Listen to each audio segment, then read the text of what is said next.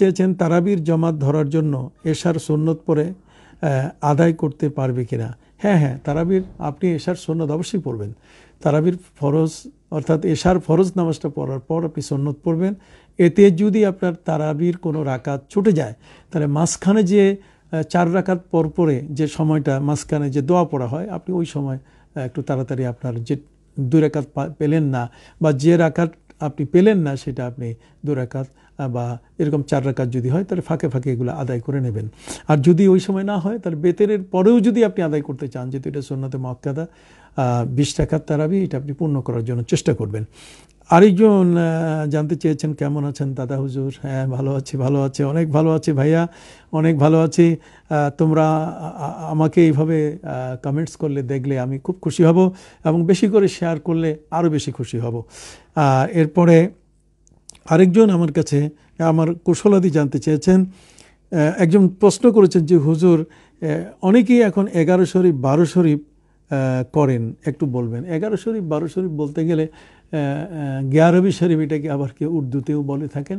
এটা হচ্ছে বড় পীর আব্দুল কাদের জিলানী রহমতুল্লাহ আলাইহির যে ওয়াফাত দিবস, সেই দিবস উপলক্ষেই অনেকেই তাসবিহ তাহলিল দোয়া দরুদ পড়ে থাকেন। তিনি তো আমাদের এই আউলিয়া ইকরামের মধ্যে স্বীকৃত একজন মহান ওলি, কাজী এটাকে কেন্দ্র করে তারা করে থাকেন। আরেকজন আমার কাছে জানতে চেয়েছেন যে সাহাবা ইকরাম কত শতাব্দীর মানুষ।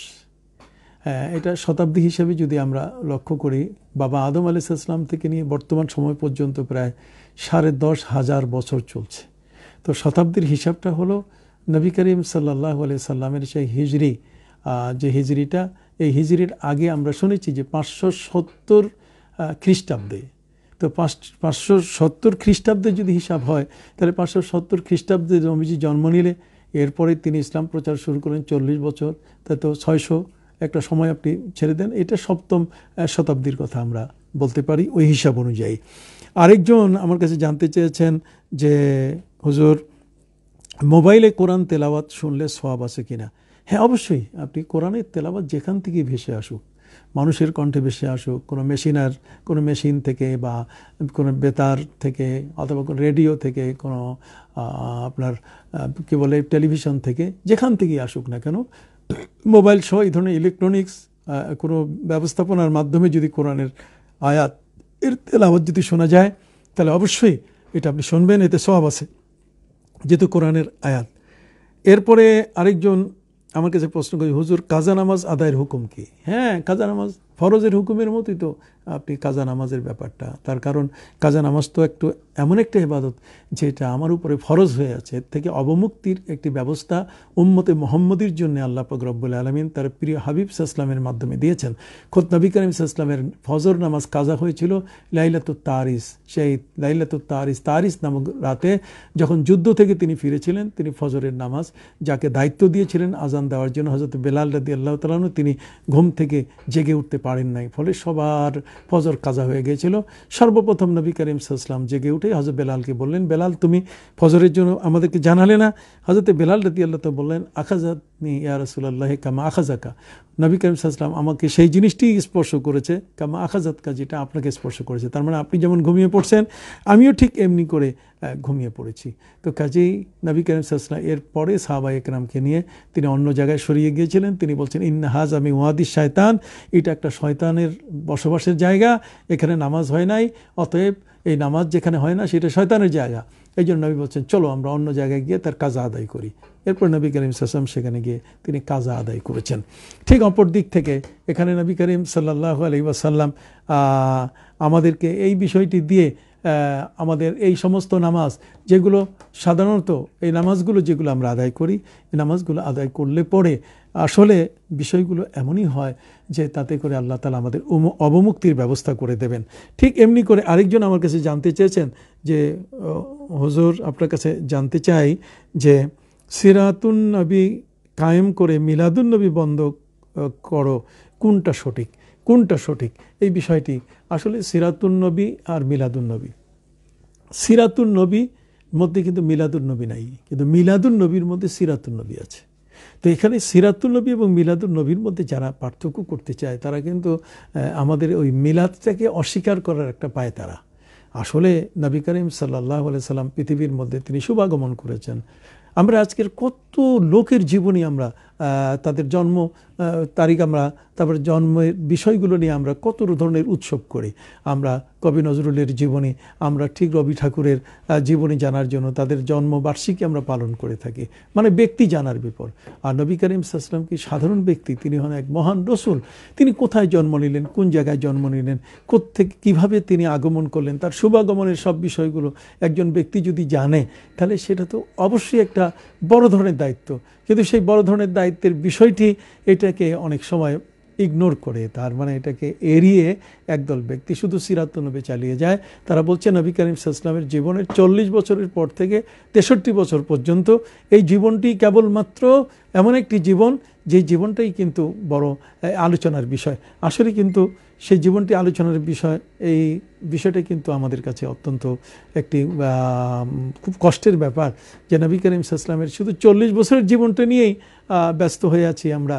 আর বাকি নবী করিম সাল্লাল্লাহু আলাইহি ওয়াসাল্লামের 40 বছরের আগের যে জীবনটা, সেই জীবনটা কি আমাদের জন্য পবিত্র নয়? সেই জীবনে কি আমাদের কাছে শেখনীয় কিছু ছিল না?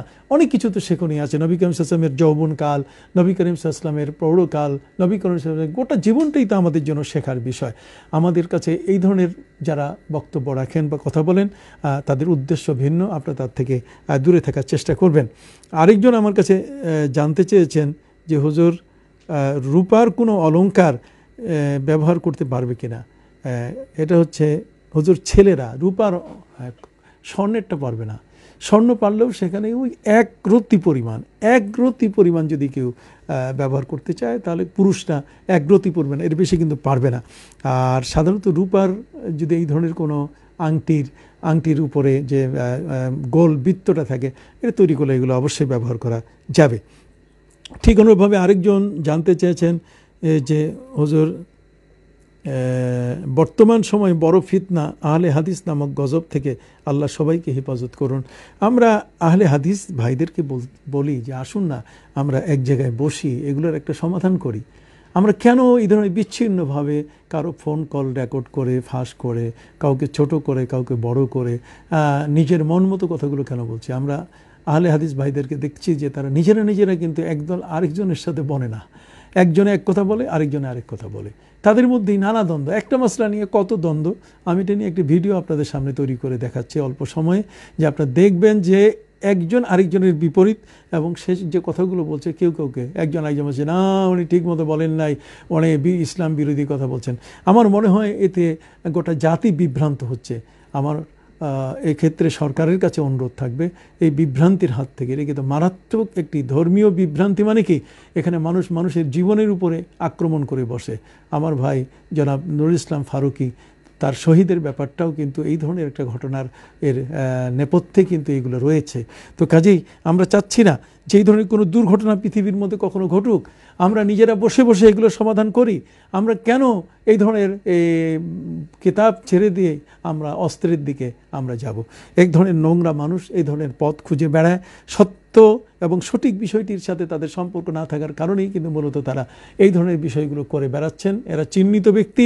আমার মনে হয় সরকার তাদের নাম জানেন, আর নাম না জানলে যারা জানে তাদের সহযোগিতা নিয়ে এদেরকে একখানে বসিয়ে অন্ততপক্ষে একটা সমাধানে আসার দরকার। মালয়েশিয়া যদি পারে, সৌদি আরব যদি পারে, সৌদি আরবে তো এই ধরনের বিশাল মতবাদ, ভিন্ন কারো বক্তব্য দেওয়ার কোনো সুযোগ নেই। তো আমাদের দেশে এটা সরকার যদি চায়, ধর্ম মন্ত্রণালয় যদি সচেষ্ট হয়, নিশ্চয়ই এটা পারবে। এবং এক্ষেত্রে আমাদের সহযোগিতা করার যদি শ্রদ্ধাভাজন ওলামা ইকরামের কাছে সাহায্য চান, অবশ্যই তারা এখানে সহযোগিতা করবেন। ঠিক এমনি করে আরেকজন ভাই তিনি আমার কাছে জানতে চেয়েছেন, হুজুর, কোরআন শরীফের পেছনে যে দোয়াটি দেওয়া আছে, কোরআন খতম করার পর সেই দোয়াটি পড়া হয়, সেটা পড়া নাকি জায়েজ নাই? পৃষ্ঠাটি ছিঁড়ে ফেলতে বলেছেন, নয়তোবা আটকে রাখতে বলেছেন। এ ব্যাপারে আপনার মতামত কি?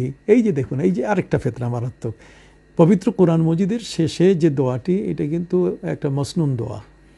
এটা কিন্তু নবী করিম সাল্লাল্লাহু আলাইহি ওয়াসাল্লাম থেকে এই ধরনের দোয়া এসছে যে একটা মানুষ যখন পবিত্র কোরআন পড়বে, তার শেষে আল্লাহর কাছে সে দোয়া করছে। এই দোয়াটা পর্যন্ত কেটে দিতে বলছে। যে তার মানে কি, পৃষ্ঠাটা আপনার কোরআন থেকে ছেড়ে ফেলতে হবে।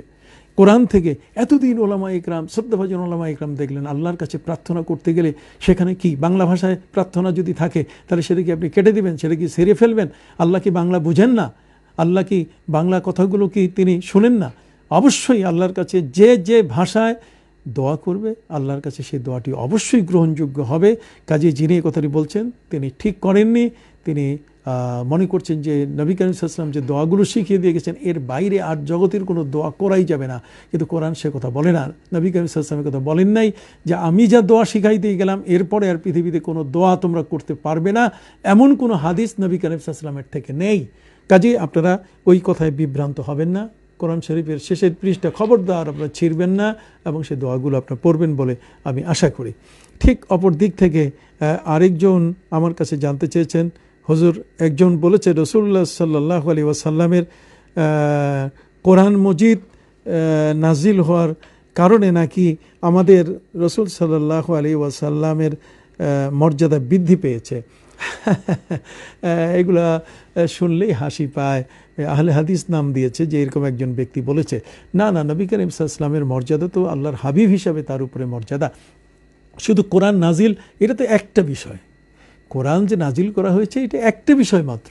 নবী করিম সাল্লাল্লাহু আলাইহি ওয়াসাল্লামকে আল্লাহ মাকামে মাহমুদের মর্যাদা দিয়েছেন, তাকে মেরাজ শরীফ করিয়েছেন, তার উপরে কোরআন নাজিল করেছেন, তাকে অসংখ্যভাবে সম্মানিত করেছেন। কাজে কোনো একটি বিষয় শুধু নয় যে নবী করিম সাল্লাল্লাহু আলাইহি ওয়াসাল্লাম শুধু এই একটি বিষয়ের কারণেই তিনি সম্মানী হয়েছেন যে কোরআন নাজিল করা হয়েছে। কোরআন ছাড়াও তো আল্লাহ তাআলা তাকে অসংখ্য গণিত পদমর্যাদা দান করেছেন। অতএব এই কথাটি তিনি ঠিক বলেননি। এখানে আরেকজন আমার কাছে কবর, মাজার ও রওজা কি এক? দেখুন, আমরা সাধারণত কবর বলে থাকি, আমাদের এটা সাধারণত একটা পরিভাষা যে যেখানে মুসলমানদেরকে কবর দেওয়া হয়, আর খ্রিস্টানদেরকে যেখানে দেওয়া হয় সেমিটারি বলা হয়, বা হিন্দু যারা তারা তো শ্মশানে পোড়ায়, ঠিক কারো কারো সমাধি হয়, আমরা এই সমস্ত শব্দ ব্যবহার করে থাকি। দেখুন, কবর শব্দের অর্থ হচ্ছে গর্ত, আর মাজার শব্দের অর্থ হচ্ছে জিয়ারতের জায়গা, আর রওজা হচ্ছে এটা বাগান। তো নবী করিম সাল্লাল্লাহু আলাইহি সাল্লাম যেখানে শায়িত আছেন সেখানে নবী করিম সাল্লাল্লাহু আলাইহি সাল্লাম তিনি বলেছেন মা বাইনা মিম্বারি ওয়া কাবরি রাউজাতুম মিন রিয়াজিল জান্নাহ, সেখানে কবর শব্দটি ব্যবহার হয়েছে। কিন্তু আমরা যেহেতু নবী করিম সাল্লাল্লাহু আলাইহি সাল্লাম যেখানে শুয়ে আছেন এটা রাউজাতুম মিন রিয়াজিল জান্নাহ, জান্নাতের বাগিচার একটি অংশ, এই জন্য আমরা সেটাকে রওজা হিসেবে বলে থাকি। আর মাজার হচ্ছে জিয়ারতগাহ, যেখানে যেই ব্যক্তির কাছে গিয়ে তার রুহের মাগফিরাত এবং পাশাপাশি সেখানে গিয়ে জিয়ারত করা হয়, এই জন্য সেটাকে মাজার বলা হয়। আর কবর তো কবরস্থান, সাধারণ ব্যক্তিদের জায়গা। এরপরে একজন আমার কাছে জানতে চেয়েছেন, যদি কেউ না জেনে নিজের বাবা মা বা নানা নানিকে জাকাত দিয়ে দেয় তাহলে কি তাকে পুনরায় জাকাত দিতে হবে? দেখুন, বাবা এবং মা খুব মনে রাখবেন, উপর এবং নিচ। উপরে কি আছেন? বাবা আছেন, মা আছেন, ঠিক অনুরূপভাবে ঠিক এরকম বাবার বাবা, ঠিক এরকম মায়ের মা, মায়ের বাবা, এদেরকে যদি কোনো ব্যক্তি জাকাত দেয় তাহলে জাকাত আদায় হবে না। উপর এবং নিচ বলতে গেলে ছেলে, মেয়ে, নাতি, পুতি, সাথী, যত নিচে যাবে এদের কাউকে দেওয়া যাবে না। বরং বাকি দুই দিকে, যেমন চাচাকে দেওয়া যাবে, চাচাতো ভাইকে দেওয়া যাবে, হ্যাঁ ঠিক আছে, ভাইয়ের ছেলে ভাতিজা এদেরকে দেওয়া যাবে, ঠিক অনুরূপভাবে ভাইকে দেওয়া যাবে, যদি ভাই গরিব হন জাকাত দেওয়া যাবে, কোনো অসুবিধা নেই। তবে এখানে দেখতে হবে যে আসল বলতে গেলে মা এবং বাবা, তো বাবার থেকে যারা উপরে গেছে, মায়ের থেকে যারা উপরে গেছে তাদের কাউকে দেওয়া যাবে না। ঠিক অনুরূপ জাকাত আদায় হবে না, নতুন করে জাকাত দিতে হবে। ঠিক অনুরূপভাবে আরেকজন আমার কাছে জানতে চেয়েছেন, অসুস্থ অবস্থায় শুয়ে ইশারা দিয়ে নামাজ পড়তে হয়, মাথা ও পা কোন দিকে রাখবে? হ্যাঁ, ওই সময় আপনি আপনার মাথা থাকবে পূর্ব দিকে, অর্থাৎ আমি পূর্ব দিক বললে ঠিক হবে না, যেহেতু আপনারা একজন একখান থেকে আমার এই অনুষ্ঠান দেখছেন। কেবলার দিকে পাটা সোজা করে আপনি সেই দিকে মুখ ফিরিয়ে, যেহেতু পবিত্র কোরআন মজিদে আল্লাহ সুবহানাহু ওয়া তাআলা বলেছেন ফাওয়াল্লি ওয়াজহাকা শাতরাল মসজিদিল হারাম, তার মানে মসজিদে হারামের দিকে ফিরে নামাজ আদায় করো। তো কাজে সেদিকে আপনাকে অবশ্যই মুখ ফিরে নামাজ আদায় করতে হবে। আরেকজন আমার কাছে জানতে চেয়েছেন, দাদা হুজুর, জুমার দিন জোহরের নামাজ কয়টা থেকে পড়া যাবে? কয়টা থেকে বলতে গেলে দাদা ওই শুধু আপনাকে এটাই মনে রাখতে হবে যে ওই এলাকায় জুমার নামাজটা কখন শেষ হচ্ছে, যেই সময় জুমার নামাজটা শেষ হচ্ছে সেই সময়টা যদি মনে রাখা যায়, তারপরে স্থানীয় জুমার নামাজ আদায় করার পরে তারপর ঘরে জোহরের নামাজ পড়তে হবে। যে আরেকজন আমার কাছে জানতে চেয়েছেন যে হুজুর, বেতেরের নামাজের তৃতীয় রাকাতে দোয়ায় কুনুতের পরে তকবীরের সময় হাত ছেড়ে দিলে কি সমস্যা আছে, সঠিক নিয়ম কি? না, সেখানে তো হাত উঠাবার কথা। যদি আপনি হাত ছেড়ে রাখেন তাতে নামাজ নষ্ট হবে না, তবে দোয়ায় কুনুত অবশ্যই আপনাকে পড়তে হবে, এটা ওয়াজিব। এরপরে আরেকজন আমাকে সালাম দিয়ে বলছেন, জনাব নূর মোহাম্মদ আলী, তিনি বলেছেন হুজুর কেমন আছেন? আলহামদুলিল্লাহ ভালো আছি। সবাই দাদা ভাই আমাকে বলছে, দাদা ভাই। আলহামদুলিল্লাহ। আমাকে এই সম্মান